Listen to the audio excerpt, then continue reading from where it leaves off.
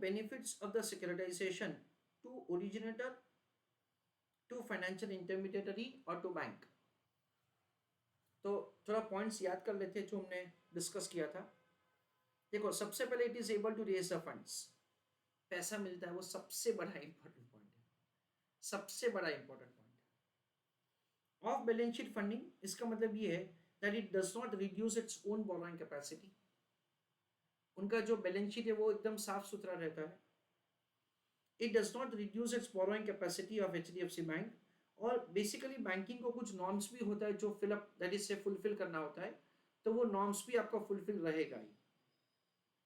HDFC bank does not have risk of default, यानी कि it is technically बोला जाता है it is a non recourse funding. Non recourse funding का मतलब ये है दैट से कोई भी रिस्क ऑफ डिफॉल्ट नहीं रहेगा. दूसरा भी एक चीज मैं आपको बताता हूं, एकदम गौर से सुनो. सो डिस्कसिंग वन मोर पॉइंट. देखो, HDFC बैंक जब भी लोन देता है तभी क्या होता है that say HDFC bank is going to give so the loan at so far possible higher rate of interest.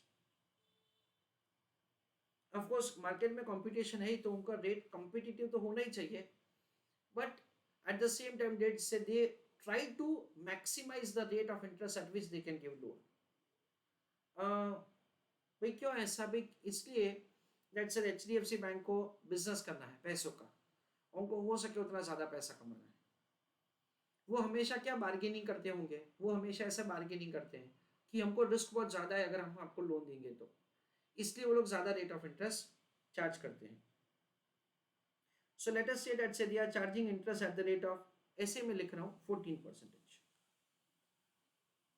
तो 1,000 रुपये का उन्होंने लोन दिया, देन इन दैट केस से लेट अस से ऐसे में लिख रहा हूँ it is required to be repaid over the time period of 12 months. Make simple example ले रहा हूँ. तो 1000 divided by 12 it comes to 83.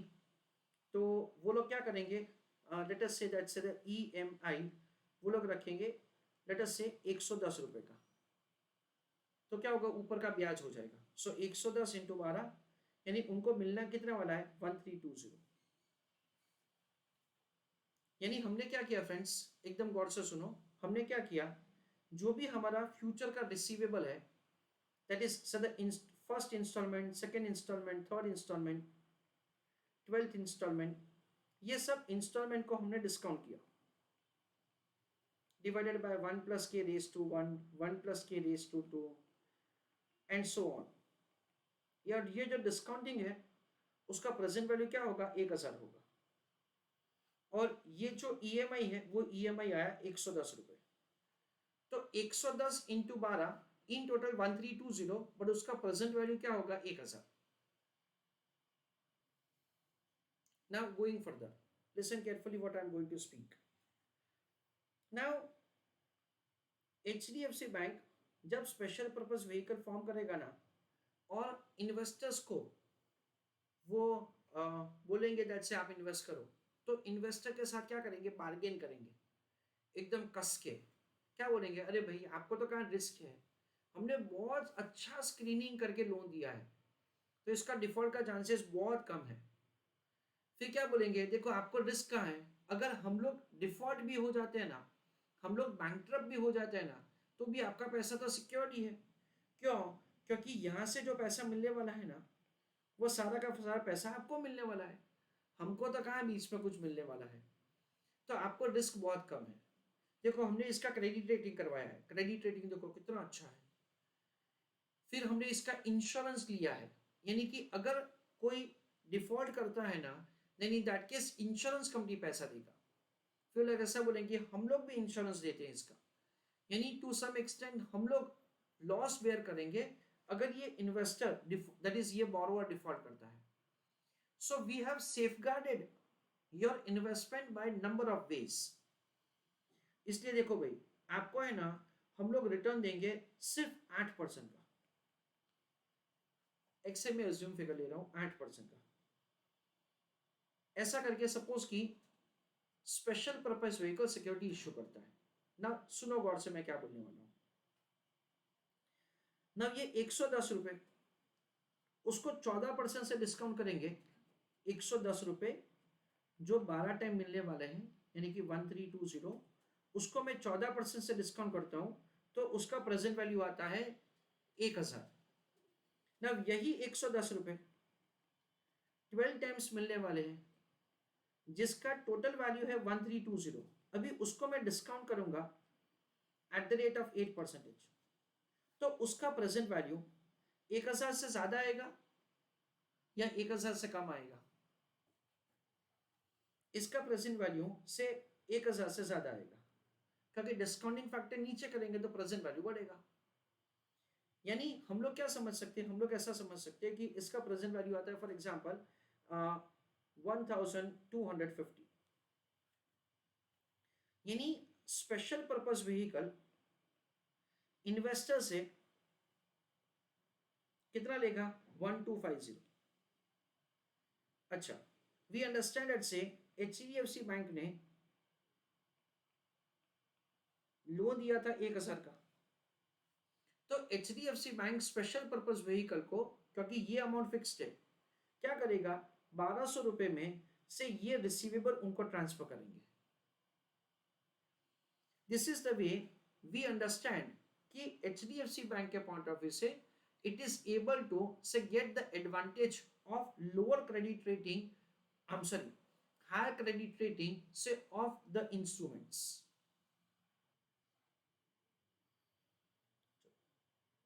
Next question, explain the benefits of the securitization to the originator.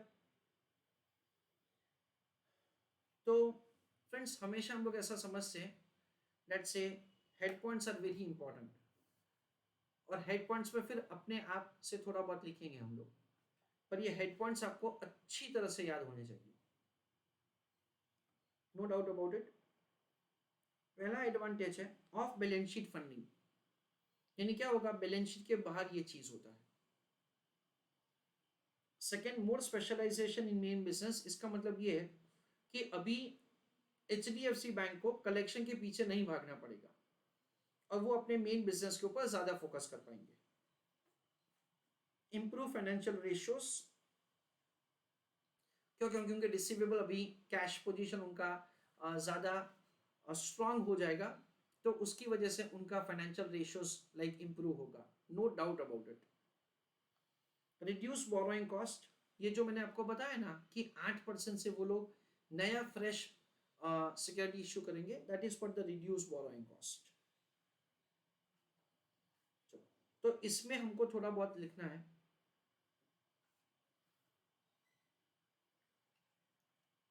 ये जो है वो एक idea है, उसमें अगर हम लोग कुछ ऐड करना चाहे तो बिल्कुल ऐड कर सकते हैं।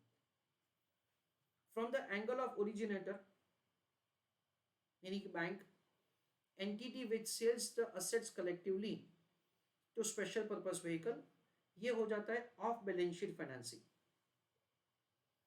When the loan or receivable are securitized, it releases a portion of the capital tied up in these assets, resulting in off-balance sheet financing, leading to improved liquidity position, which helps expanding the business of the company. तो हमारा liquidity position improve हो जाता है और उसकी वजह से it is able to expand its business. Next, more specialization in main business. By transferring the assets, the entity could concentrate more on the core business. આપણે જો મેઇન બિઝનેસ એની ઉપર આપણે ધ્યાન આપીશું. As servicing of the loan is transferred to the special purpose vehicle, तो वो उनको transfer कर दिया है और हम लोग हमारे मेन बिजनेस के ऊपर फोकस कर सकते हैं. Helps to improve the financial ratios, especially in case of the financial institution and bank. It helps to manage the CAR effectively. Capital adequacy ratio हम लोग better manage कर सकते हैं. Reduce borrowing cost. Since securitized papers are rated with the high credit rating, they can also be issued at a reduce rate. जो नया rate of interest होगा वो 8% होगा, भले ही हम लोग सबसे 14% ले रहे हैं। सो ये हेड पॉइंट्स आपको अच्छी तरह से याद रखने हैं।